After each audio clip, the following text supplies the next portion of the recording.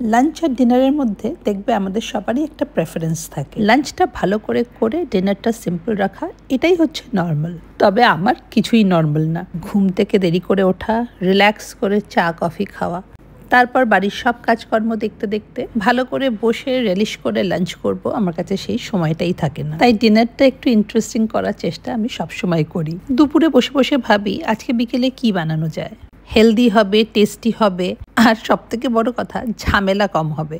সেরকম কোনো রেসিপি মাথায় একটা আইডিয়া এসেছে, ভাবছি বানাই, ভিডিওটা বানিয়ে রাখি, তারপর যদি খেতে ভালো হয় তাহলে সেটা তোমাদের সঙ্গে শেয়ার করব। বোনলেস চিকেন ম্যারিনেট করার জন্য কি কি নিলাম তোমরা কি দেখলে? দই, কাশ্মীরি মির্চ, অল্প হলুদ, নুন আর অল্প একটু চিনি, অ্যান্ড 1 টেবিল স্পুন যে কোনো মিট মশলা। ভালো করে ফেটিয়ে চিকেনগুলোকে ম্যারিনেট করে রাখলাম। ওই ম্যারিনেশনের মধ্যেই বড় বড় করে কেটে রাখা ক্যাপসিকামগুলোও দিয়ে দিলাম, আর তার সঙ্গে দিয়ে দিলাম চোখো চোখো করে কেটে রাখা পেঁয়াজ।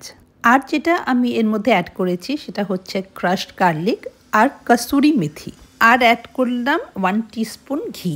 এবার এই ম্যারিনেটেড চিকেনটাকে আমি ঢেকে আধ ঘন্টার জন্য রেখে দিলাম। চাইলে বেশিও রাখতে পারো, but I think half an hour is enough. আধ ঘন্টা পরে ডাইনিং টেবিলের উপরে বসে কাঠির মধ্যে এক একটা করে সব কিছু ঢুকিয়ে নিলাম। আমি কিন্তু টমেটোও কেটে রেখেছিলাম, কিন্তু সেটা আর ম্যারিনেট করিনি।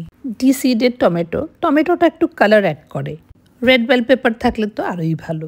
তারপর কাঠিতে পরপর করে ম্যারিনেটেড ক্যাপসিকাম, পেঁয়াজ, চিকেন, টমেটো সব কিছু করে সাজিয়ে ঢুকিয়ে দিলাম মাইক্রো ওভেনে। যেহেতু মাইক্রো ওভেনে প্রথমবার করছি তাই শুধু 2টো স্টিক দিলাম।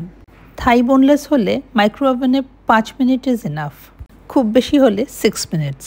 5 মিনিটের মধ্যে মাই কাঠি কাবাব ইজ অলমোস্ট রেডি। এরপর কাবাবগুলোর উপরে ঘি ব্রাশ করে সোজা চাপিয়ে দিলাম গ্যাসের উপর। Believe me, this was the turning point. গ্যাসের ফ্লেমটাকে রাখতে হবে হাইয়ে। ঘিয়ের জন্য আগুনটা দাউ দাউ করে জ্বলবে, আর এটা সেই স্মোকি ফ্লেভারটা অ্যাড করবে। বেশিক্ষণ আবার জালিটাকে গ্যাসের ওপর রেখো না, একটু এপিট ওপিট করে হালকা পোড়া পোড়া ভাবটা এসে গেলেই হয়ে গেল। এরপর যে কোনো পার্টিতে এই স্টার্টারটা রাখতেই হবে। এর থেকে কোনো ইজি রেসিপি হতেই পারে না। কুকিং টাইম টেনে টুনে 6 মিনিট। আর কি চাই বলো?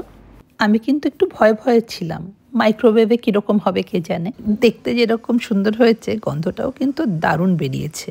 এবার সোজা নিয়ে চলে গেলাম সুব্রতর কাছে।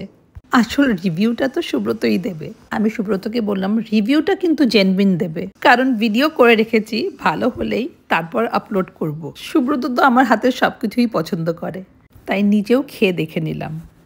তোমরা ডেফিনেটলি ট্রাই করে আমাকে কমেন্টে জানাবে কিন্তু।